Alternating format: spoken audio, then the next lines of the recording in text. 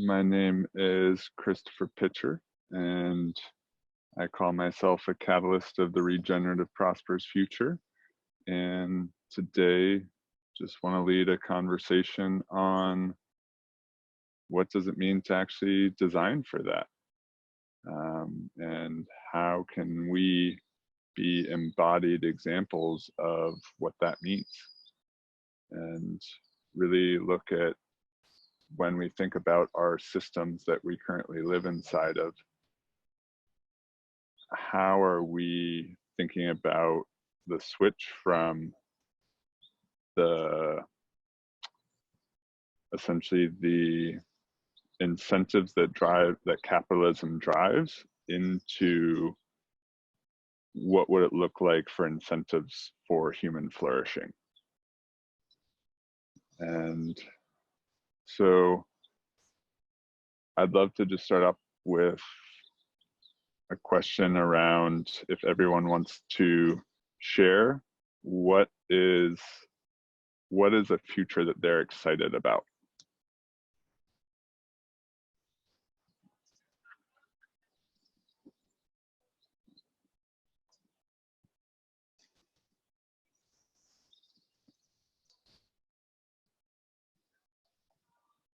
All right, we have less pollution and cleaner air.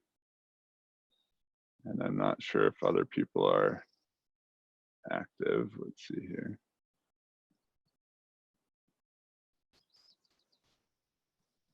All right.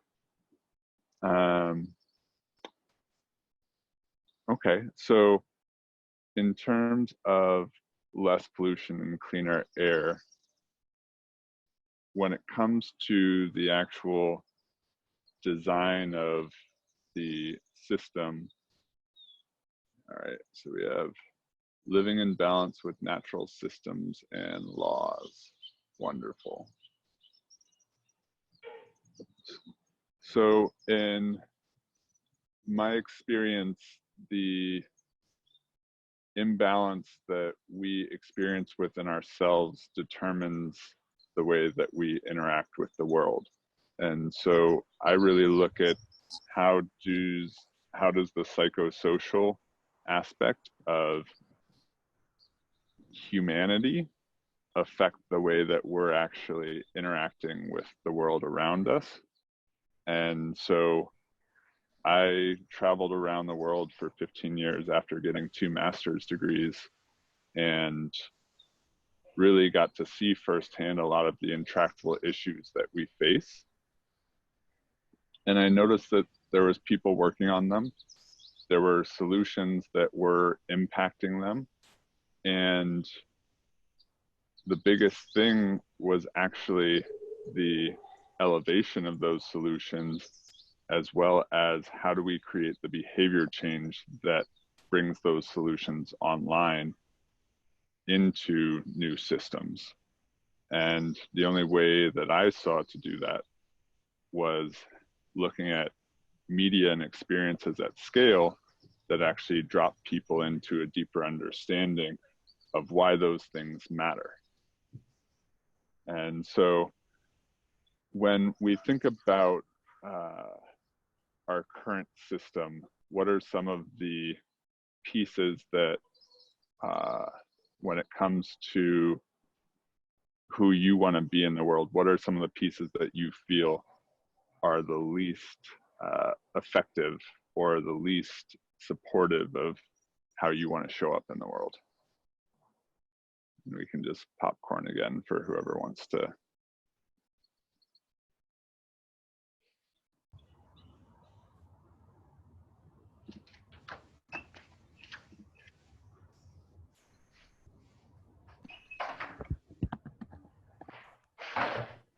Could you repeat that one more time? I was writing down one of your notes and then. Yeah. Just in our current system, what are some of the ways that are most constraining or confining to how you want to show up in the world?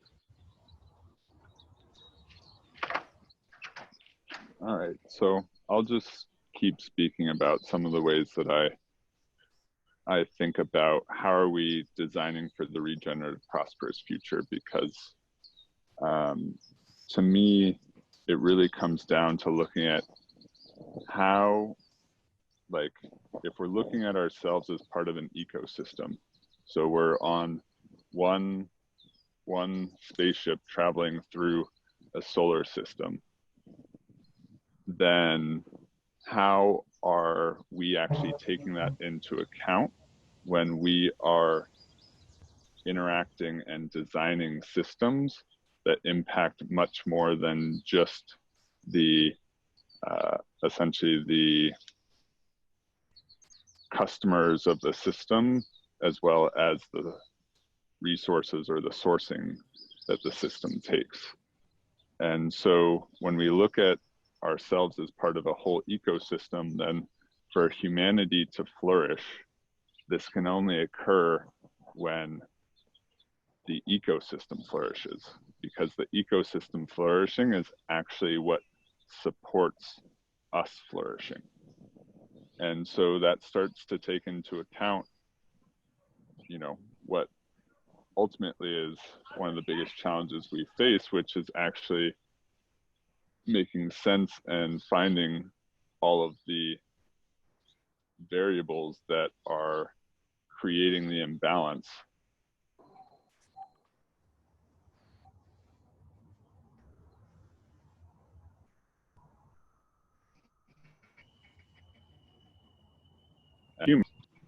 And it's just like with climate change, we say, oh, CO2, that's the thing. If we can reduce CO2, then we're set. And yet there's a multitude of factors that create all of the outcomes that we are experiencing. And so for me, it's really about shifting our design principles around what are we actually designing for that is supporting the flourishing of humanity. Because technology by itself is not going to solve this. Technology is a tool that is used in whatever way that the user of the tool wants for it to be created with. And so while technology can support us in actually taking the steps to evolve into a regenerative, prosperous future, it is not the answer. This is not technotopia that I'm speaking about. It's really where we are finding balance with the tools that we have alongside with nature and humanity, which to me comes from a deep inner exploration within every being, and the support by which we're actually given that path to come and find our own understanding and do our own sense making in the world, especially at times like this when the world is like, you have just an unbelievable assortment of different beliefs that are propagating social media, to the news, to your friends, to WhatsApp channels, and really coming to understand that what happens when we actually empower each and every human to become the best version of themselves as part of the ecosystem. So what I think about is, how do we design for human connection? And when I say human connection, I really want to break that down into something beyond the basic layer of what most of us understand human connection as. Like, we think about, oh, like, we're connected right now, or we're in person and we met someone and so we connected. And yet we've all had those experiences where all of a sudden something just clicks, or you decide to go really deep, where you open up and you get vulnerable and you really dive into what does it mean to be human? Like, what are all these feelings that I'm having? How does that relate to the way that you feel, the way that you see the world? And being willing to say, I don't know, being willing to actually be in the exploration of life rather in the knowing of life. And then the second principle is human expression. And when we truly express ourselves fully, that is one of the greatest feelings that each and every one of us can have, is when we are witnessed in expressing ourselves fully. Then inside of that space, we create a feedback loop that supports more of us to come forth and continue to do that process, which actually, to me, allows for the channel by which we each take in energy to be expressed in the world more, which actually moves things in the field a lot faster.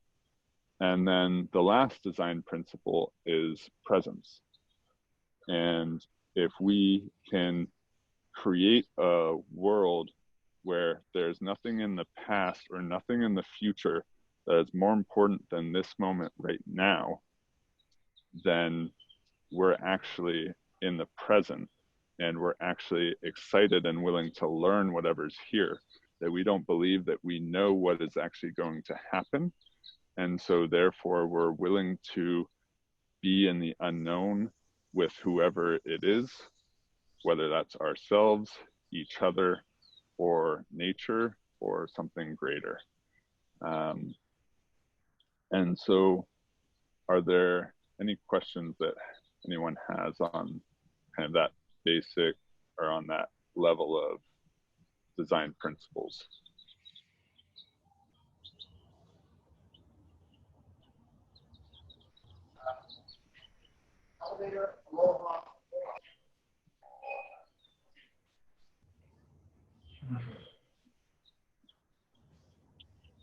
So then all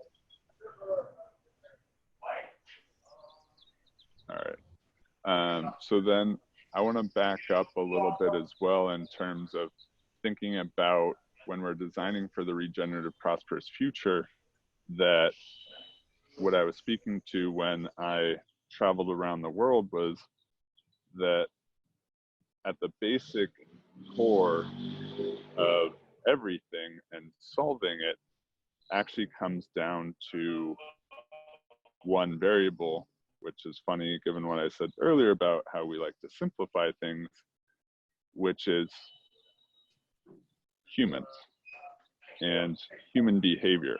And we are not, no matter how many solutions we come up with, we're only creating band-aids for the core aspect of the thing that is actually driving them.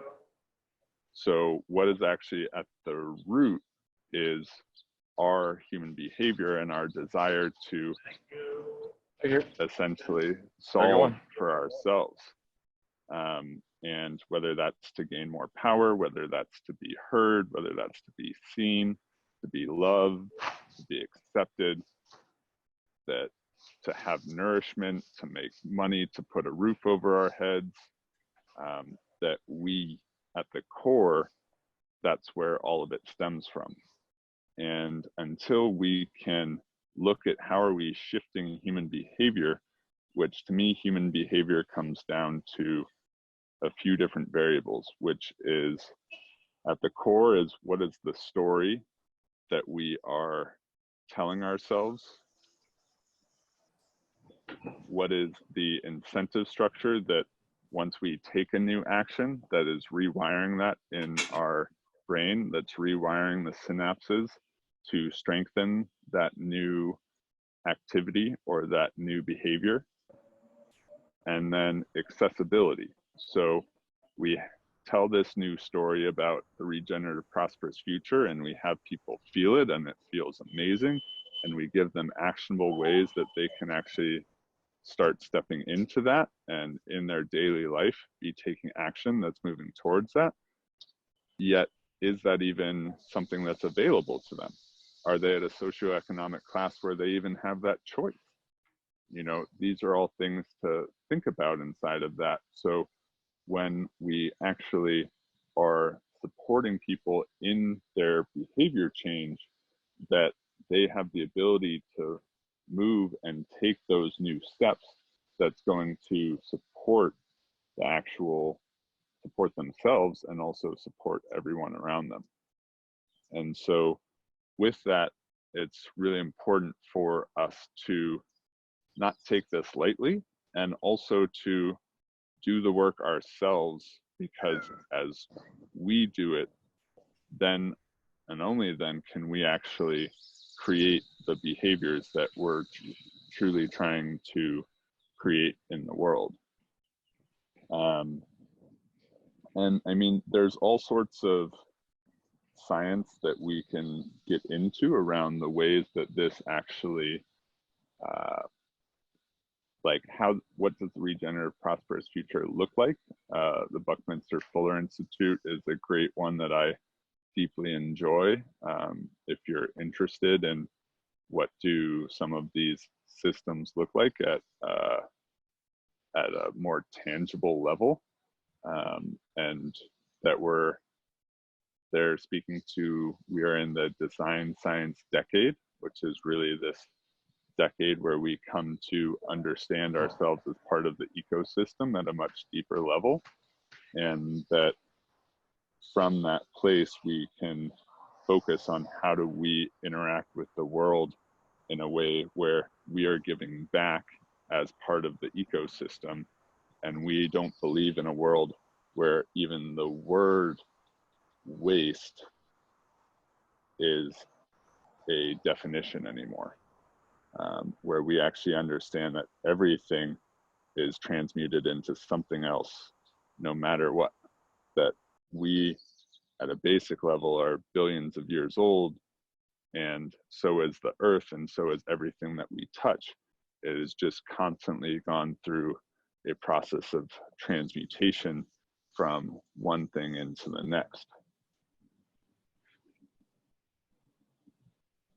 And so BFI is a really good place to find some of that and to focus on how does that look when it comes to what are places to support. And Planet Home is another one that is a company that I worked for last year that really has a lot of the solutions and really believes in this idea of solutionists, of that we are each stepping into solving the problems, and we each want to be a part of those solutions, and giving people access to what they care about inside of a framework that is much easier to understand than the UN SDGs. It breaks down into 4 simple sectors, which are shifting the way that we eat, make, move, and live. And from those places that people can actually understand what are institutions and corporations and social entrepreneurs that are really making waves in this, and that are really supporting the move into the regenerative prosperous future, as well as what are everyday actions that someone can start taking to, in their own life, embody these values that they want to put out into the world.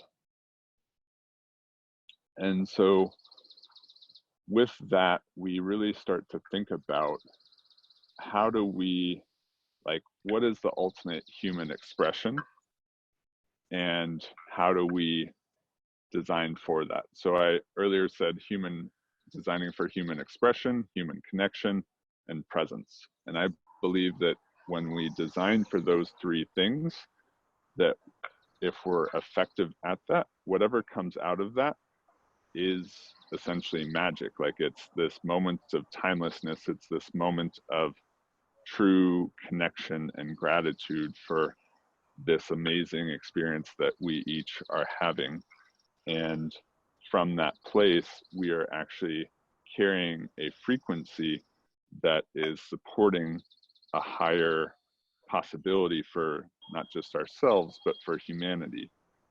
And that we really have this potential to when we actually get out of the phase of survival, which our brain has evolved to create and to create from, is this idea of it is here to support us in survival so that we can make babies, propagate, eat, and take care of our families, that we can actually come from a different place, and that different place is actually our heart, which is the possibility to love everyone that we ever come across, to actually see the world and have gratitude for the world exactly how it is, while we take action stepping into a future that we want to live into.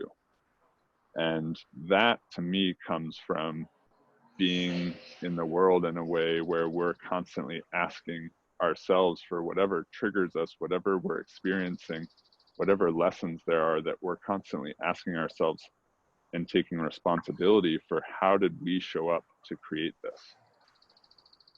And what is the thing that's running us that is creating those pieces that we're not excited to be experiencing?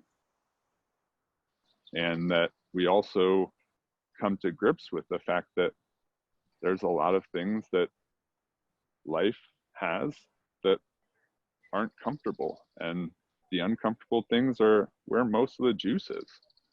And the more that we accept that, the more that we step into that, the more possibility we have to show up in the world in a way that truly moves it forward, because we're willing to confront and speak to the things that are not comfortable, that we're willing to speak to the ways that people are being treated all around the world, that we're willing to speak to the ways that we are treating the natural world, that we are extracting from the world for our own gain in a short-term, profit-driven world that is going to continue to collapse on itself, because nothing about it is actually regenerative in the way that, whether it's the mathematics, because we are a single spaceship, or whether that is just the way that we actually treat each other, none of it is supportive of the empowerment of humanity, nor is it exciting for how each of us is going to create something that we want to have our kids live into. And so from there, I'm not really sure where to go. I'm hoping you guys are enjoying my thoughts on this, and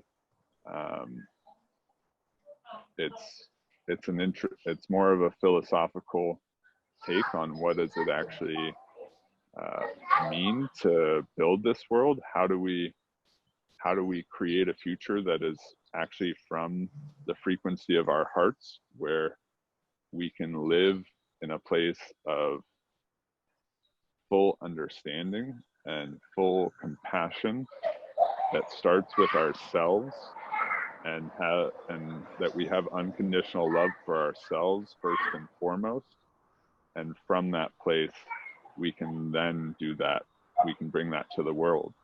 Because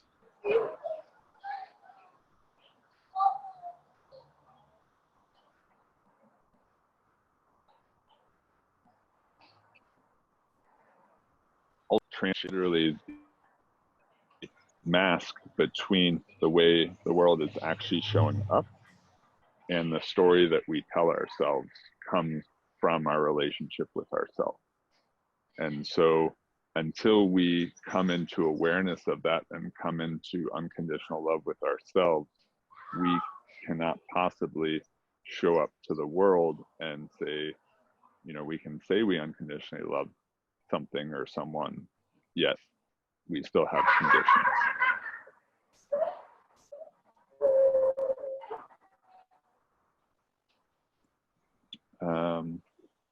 5 more minutes, and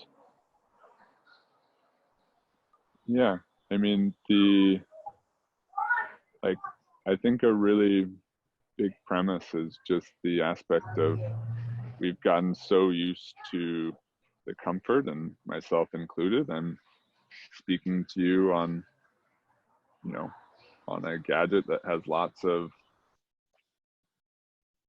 pieces that have been mined from all over the planet and shipped, and um, like we've gotten so used to convenience, and that Silicon Valley is really set up to create what's the next big convenience that we can spread in mass.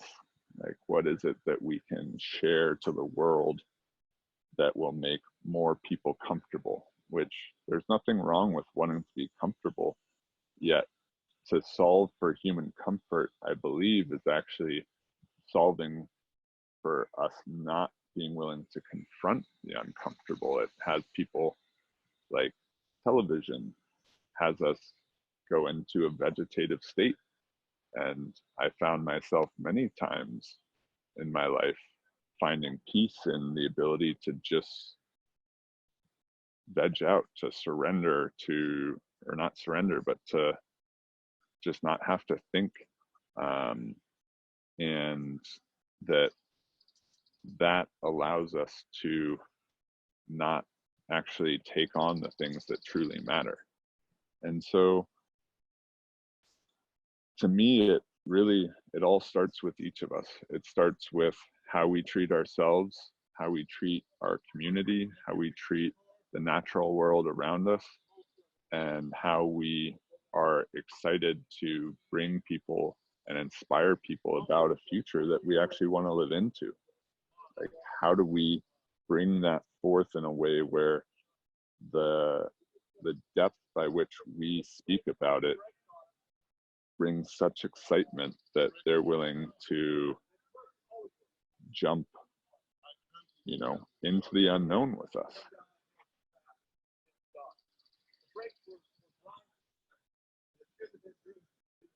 So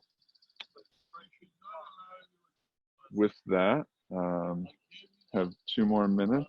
Are there any questions before I hop off?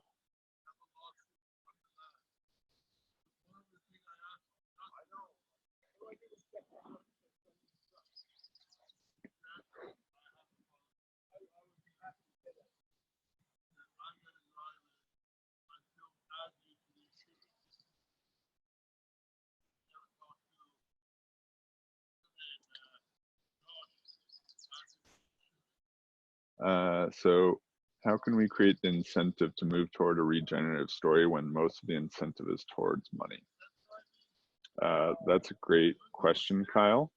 To me, it's about, one is the understanding and pointing to the question of people seeing that money is not fulfillment, that money does not create fulfillment, and that being of service is truly what creates fulfillment. And also pointing to the amount of data that we have about how our current system is collapsing. I mean, we're going through it right now where a single outbreak has collapsed a world economy. Maybe it'll make it through, sure, but like, it has created severe pandemonium, and even more so from the place of fear that it's created than the actual disease itself. And then the other is actually inspiring them. We don't have many Star Treks, right? We don't have many stories that speak about protopia and really bring forth, like, what does that look like? Not utopia, but actually, what does it look like when we are in a positive future where we're still human? Because utopia, we don't believe, because we don't experience utopia within ourselves, because we create all of the problems that we have as humans. So until we can come to that within ourselves, we can't even believe